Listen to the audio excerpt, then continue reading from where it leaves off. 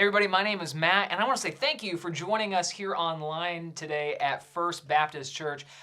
We're going to have our sermon in just a second, but I want you to know that if you're watching this live right now, join us in the chat. We'd love to interact. If you aren't watching live, but you'd like to join us, every 10:30 on Sunday mornings, we launch a new video. So enjoy this today. I hope it's impactful and changing to your life. I'm not sure if this has ever happened to you, but on occasion, I'll be in a conversation with my wife that is fairly pedestrian. Like we'll be talking about dinner plans or tasks around the house, and she'll say something completely reasonable, like, don't forget, I need you home by 5 o'clock that night. And my response is anything but reasonable. It'll be a fiery, like, what do you think I'm trying to do? Derail the night? Or I have the ability to balance everything that's on my plate. And I stop back and I wonder, like, where did that come from? Except here's the thing, if I'm completely honest, I know exactly where it came from.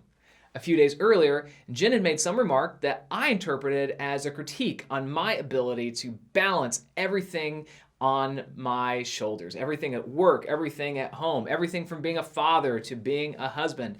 And who knows, maybe she did mean it as a critique. I mean, I think that we trade barbs back and forth far more often than we realize, hoping that they'll skate under the radar. But on that instance, I pointed it out. She apologized, but I didn't let it go. Instead, I deposited it in the bag. Or take this instance. I'll be on the highway, and I'll be going just a little bit slower than the person behind me wants to go, and they'll start honking. And here's the thing, I don't let it go. I deposit it in the bag. Or I'll be laying in bed at night and I'm not thinking about all the great things that have happened in my day. Instead, I'm thinking about that situation or that circumstance or that person that I loved and trusted. Made me feel so incredibly small. And I'm not letting it go. I'm depositing it in the bag. And over time, your bag gets heavier and heavier and heavier. It's crippling. The weight becomes too much. And here's the thing, it's another picture would be like the fuse on a stick of dynamite, where with every single slight, rather than letting it go, it's like I'm cutting the fuse shorter and shorter and shorter until eventually just the smallest spark is going to make it explode. See, there's a near universal agreement that everybody has. A grudge is terrible for you. It's terrible for your health. It's terrible for your emotional health. It definitely will hurt your spiritual health and your mental health and even your physical health too. But why do we want to hold on to unforgiveness? Because no one says in the abstract, I want to be a very judgmental and bitter person. Nobody actually says that, yet we do it all the time. And here's one of the reasons why. And just write this down wherever you're at. Unforgiveness is a fraud. See, it promises one thing and it delivers another. I'm not sure if you've ever heard of the cuckoo bird, but here's the thing. It belongs to a group called brood parasites. Now, most birds, what they do is they lay their eggs in a nest, they protect them, they hatch them, and they nurture them until they're ready to fly away. Now, cuckoos, they skip every one of those steps except the first one. They lay their eggs in another bird's nest. Then, an egg hatches before all the others, and the unexpected foster mother, so not the bird's actual mother, but some unsuspecting bird who thought that all the eggs in her nest were hers, starts caring for this cuckoo as if it's her own offspring. And meanwhile, that newly hatched chick is either destroying all the other eggs, stealing all the resources, or in some cases just straight up murdering all the other chicks inside the nest. And the mama bird is expecting to rear her own offspring. Like that maternal instinct that lives within a bird, I guess, is still kicking in, and yet the nest is actually being destroyed. See, unforgiveness is similar. It presents itself as one thing, but it delivers something entirely different. Like, I'm not sure what the maternal instincts of that bird is, but just imagine looking down at your baby. That your little baby bird thinking, this is my offspring, this is my legacy, except it's not. It's destroying what you thought it was producing. See, here's the thing. We often don't forgive because we don't want to forgive. We're convinced that holding on to the hurt will feel good in some way or another. See, what we do is we take our hurts and we curse it, we nurse it, and then we rehearse it. See, we hate We hate the way that we feel. But we make sure that we don't forget it. Like we care for it. We nurture it. We make sure that it doesn't go away. And then we replay it over and over and over again. But the problem is it doesn't give you what you want. Suddenly, the most influential person in your life is the one who you have refused to forgive. And we hold on to unforgiveness because we believe it's going to punish the other person, right? Other people don't forgive because maybe it becomes an identity, the identity of being a victim. And we use our past hurts as a way of telling the story of our life. And if we get rid of that hurt, suddenly we don't even know who we are. But in some cases, bitterness becomes like drinking poison and waiting for the other person to die. We think it will punish them in the process. And here is the truth. It is an unbearable weight. It will destroy you. It will cripple you. And you were not designed to carry that burden. Is everyone this cynical? Like, is this how everybody thinks? Well, no, sometimes we don't forgive because we tried it and then we got hurt again. And we may forgive somebody just to find ourselves in the same situation a month, a year, 5 years down the road, just feeling like we got burned again. So one common question that a lot of people have is, do I keep forgiving even after it's happened a million times? You know, Peter, who was one of Jesus' disciples, he asked a very similar question. In Matthew 18:21, it says, Then Peter came to him and asked, Lord, how often should I forgive someone who sins against me? 7 times? And you can even hear the tone in this question. I was hurt. I forgave. I was hurt again. I forgave. Like, when is enough enough?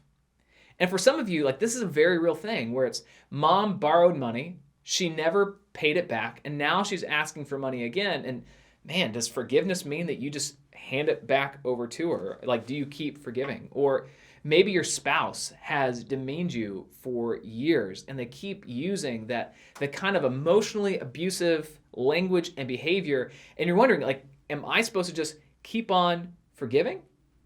And let's just be real. 7 is a lot of chances. How many of you would hire a contractor to like fix your roof? And all of a sudden there's one leak and you call them up and you say, you got to get back over here and fix the leak. And they get up on the roof, they do some work, but then you find there's another leak in the same place. And you call them back up again. And they come out, they try and fix it, but then a third leak, and then a fourth. Like, let's just be real. If you're still counting on the same contractor after like 6 times, you're probably not calling them for the 7th. Like, maybe even worse yet, like, you would never do this with your dentist. You would never say like, hey, I know you've removed like 6 of the wrong teeth already, but you know what? Let's try it one more time. We don't do that because we realize that, man, there has to be limits on some of these things, right? And in Peter's defense, like within Judaism at the time, they would teach that 3 was a sufficient number to offer forgiveness to another person who was a repeat offender in their life. So when Peter says, hey, should I offer forgiveness 7 times? In his frame, in his world, he's thinking, I'm being incredibly generous. Like, who could possibly need more than 7 times? But here was Jesus' response. No, not 7 times, Jesus replied, but 70 times 7. And I know all you literal people on the other side of the screen right now are thinking, 490. Got it. That's exactly what Jesus wanted. Well, what Jesus was saying was you don't give somebody 490 opportunities. Other translations might even just say just straight up 77 times, but that's not the point either. This was an expression to convey infinite. That Jesus is saying you have to offer an infinite amount of chances to the other person. What he's saying is there is no hurt, there is no offense, there is nothing so great that you are to bear a grudge. It's funny, when I was in college, this passage actually came up in one of my classes, and I'll be honest, I was from a pretty sheltered childhood. Like, I had great parents. I don't have like this great major hurt in my past to rest back on. And my professor laid it out pretty clear. He said, if you're a follower of Jesus, you have to forgive. And so for me, I'm like, easy, done. Like let's just go on with this. But the class after this got kind of weird. See, a bunch of future pastors and ministry leaders and church leaders all start asking about their specific hurts in their life and whether they were allowed to forgive. So it'd be like, but what if the person was really mean to me? And in those cases, it was like, well, I mean, were we all paying attention here? Like, yeah, you have to forgive. But then they start escalating. And suddenly it becomes like, well, what if dad walked out on our family? Am I required to even forgive him? Or what if there's abuse in my background and the abuser got away with it? Like, am I still required to forgive? And like, just straight up in Matthew 18, as we read this, in a vacuum, it's like, well, yeah, that sounds great, Jesus, but shoot, like, are you living in reality?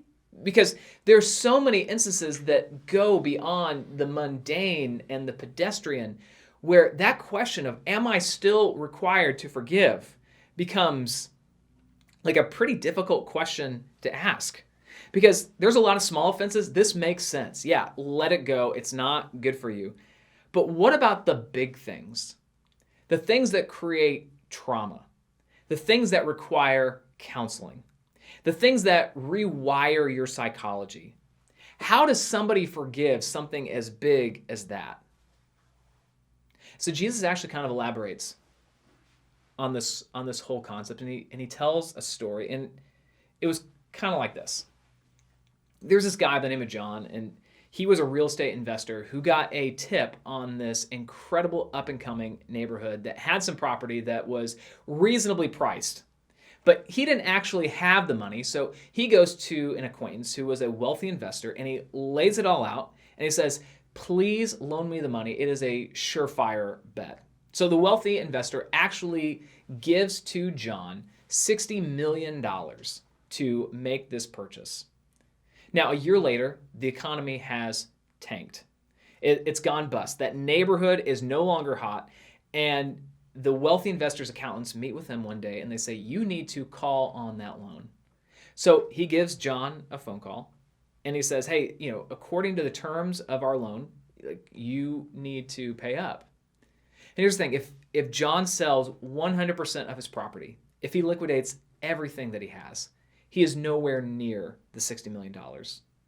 So the wealthy investor, he tells John, hey, that's not really my problem. You need to pay. And when John says, hey, I can't, the wealthy investor, he threatens litigation. And everything that John has worked for his entire life is now in jeopardy. No retirement, no home, no college savings for his kids. It's all on the verge of being taken.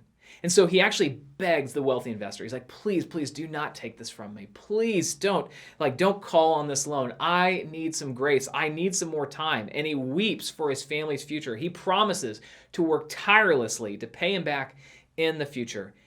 And in a moment of unmerited pity, the wealthy investor looks at John and says, you don't owe me a dime. And John's entire future is suddenly changed. He went from a destiny of destitution to he has a new lease on life. He gets to keep his home. He gets to keep his savings. All of his other investments are safe. Nothing needs to change. Now, that very week, feeling this newfound lease on life, John goes to dinner with some friends. And while he's out for dinner that evening, he sees his friend William and he pulls him aside. Now, 6 months earlier, John had loaned William $15,000. And he says, I need that money back. And William breaks down. He doesn't have the money. He asks for more time. And John's response was, I'm going to take everything you have. Pay me now or you're done. And William is stuck. He has no recourse. John calls a lawyer the next day and he actually serves William papers.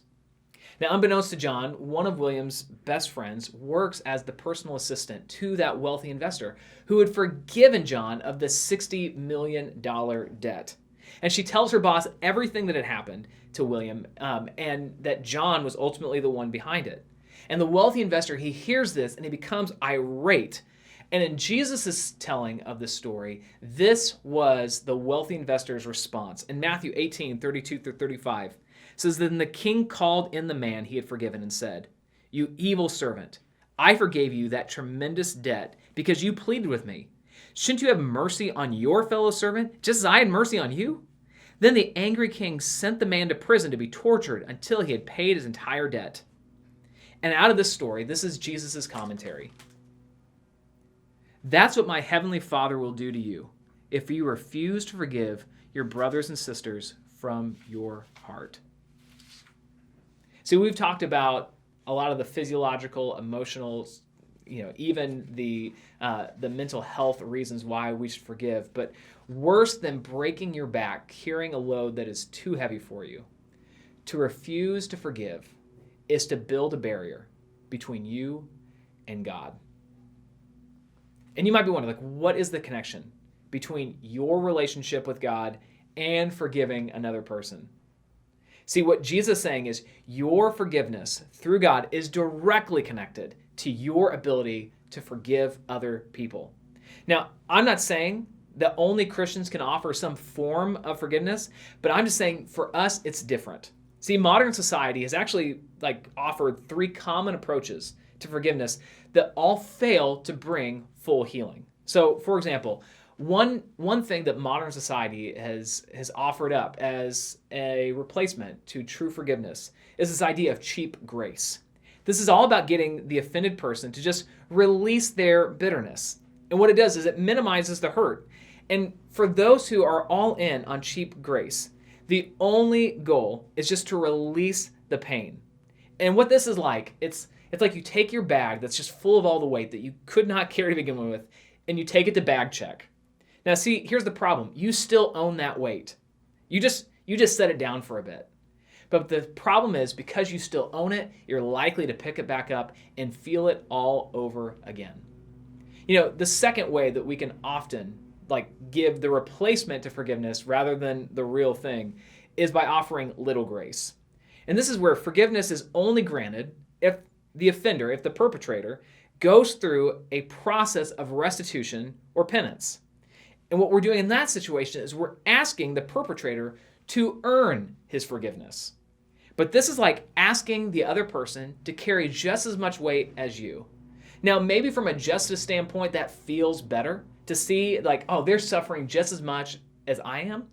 But the reality is you're still carrying the weight on your shoulders in a way that you shouldn't. And the third way that our modern society has tried to encourage us to not offer true forgiveness, but to do a counterfeit, is to offer no grace at all.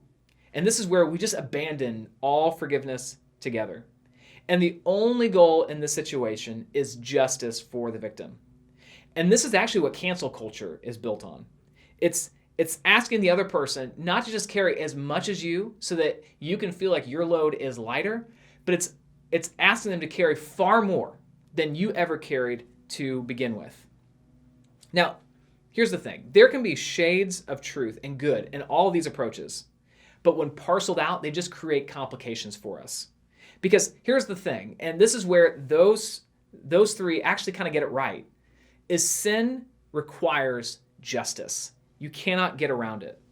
See, bitterness is a problem that will destroy your life. And these are both true.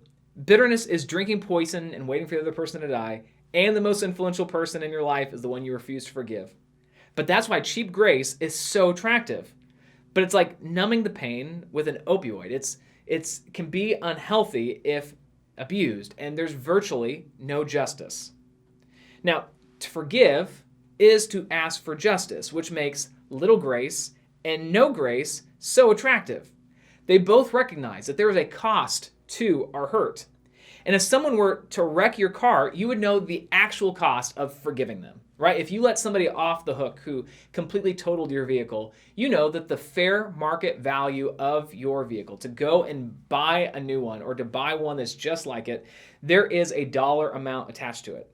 But it becomes harder to quantify when it's the cost of emotional abuse or physical pain. And where little grace and no grace and come up short is they both keep you in a prison of bitterness.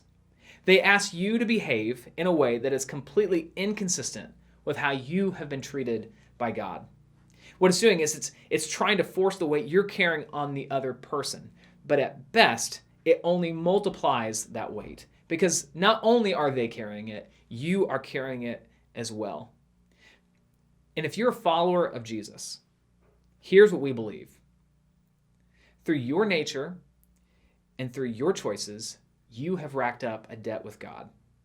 God is perfect in every single way, and whenever we miss the mark, it is a rebellion toward him. And our sin is not just against another person, but it's always against God.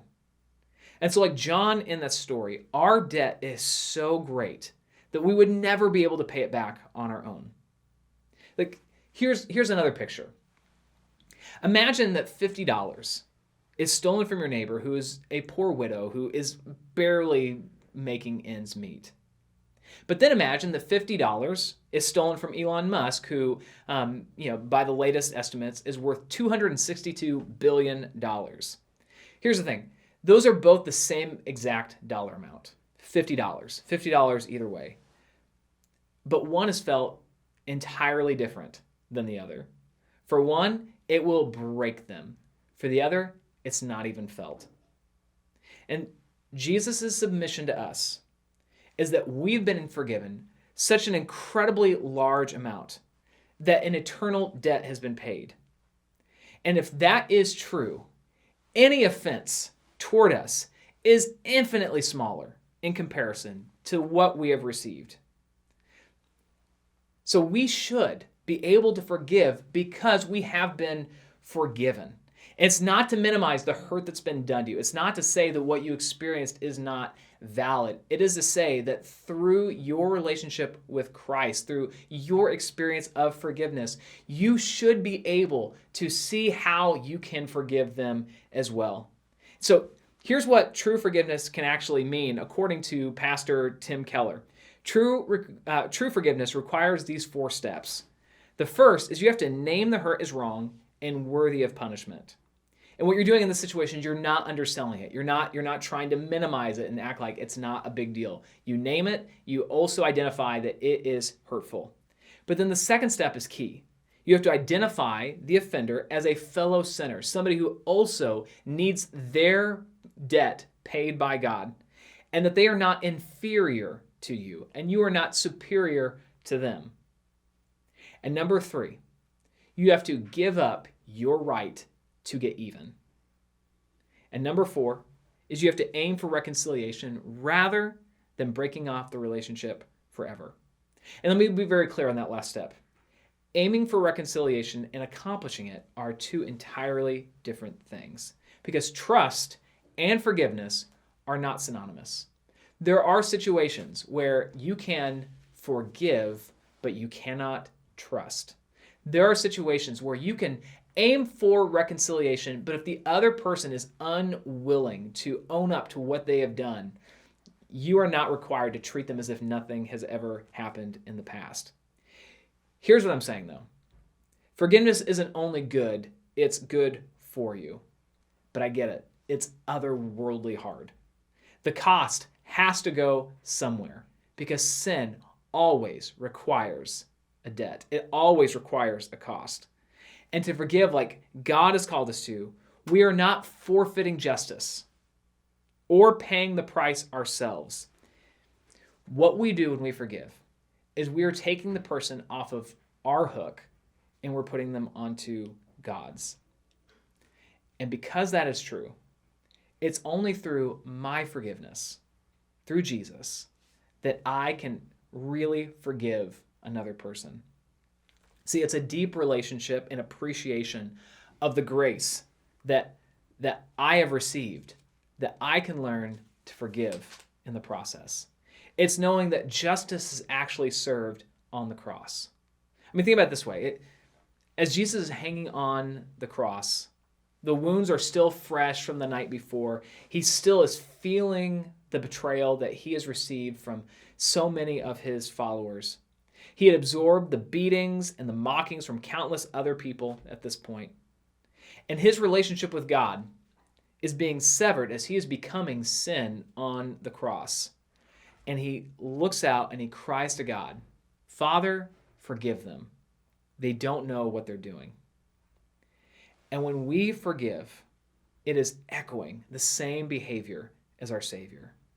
It's motivated by knowing he is referring to us when he even says it. See, forgiveness is good. It's good for you. It's good for our church. It's good for our culture. It's ultimately good, though, because it's in the same nature and character as God. God, I'm praying right now for those who need to learn to forgive. The God, that we would no longer be trapped in our bitterness and in all the ways that we hold the debt over people for years and decades and generations. But God, we would learn to release. The God, that we would experience your grace so much, that we would experience your forgiveness so much, that to forgive another person would be natural and it would even feel natural. But God, I'm praying for the people who need to feel that motivation on a daily basis, that you would teach us to forgive even when we don't want to. The God, that you would allow us to forgive even when it's hard. God, I pray for those who need to be forgiven for the very first time in their life, but God, I'm also praying for those who need to feel and be forgiven for the millionth time in their life. The God, that they would recognize that they have received so much from you and that therefore they can offer it to another person as well. And I pray this in your Son, Jesus' name. Amen.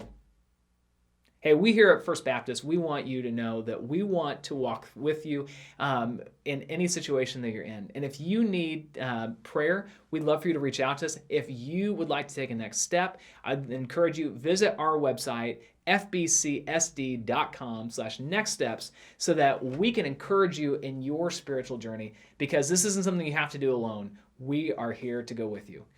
Love you, and we'll see you next week.